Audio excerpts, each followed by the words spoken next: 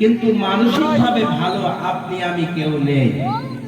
যদি বলেন হুজুর কেমন, যে সময় আফগানিস্তান, ফিলিস্তিন, বসনিয়া, চিস্তিয়া, ইরান, ইরাক সহ গোটা পৃথিবীতে মুসলমানদের অন্তর থেকে রক্তক্ষরণ হচ্ছে, হাজার হাজার মা বোনেরা ধর্ষিত হচ্ছে, হাজার হাজার মা, হাজার হাজার সন্তানরা রক্ত ঝরিয়ে দিন প্রতিষ্ঠার আন্দোলন করে যাচ্ছে, সে সময় আপনি আমি ভালো থাকলে ঈমান কি থাকবে?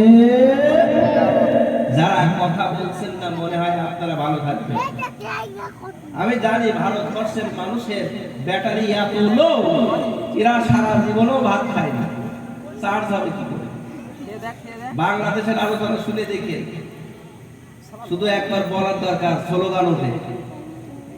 আমার ভাইরা, আপনাদের জন্য তাবারাক আছে, এই জন্য তাবারাক খেতে হলে একটু জোর গলায় কথা বলতে হবে। পারবেন তো ইনশাআল্লাহ?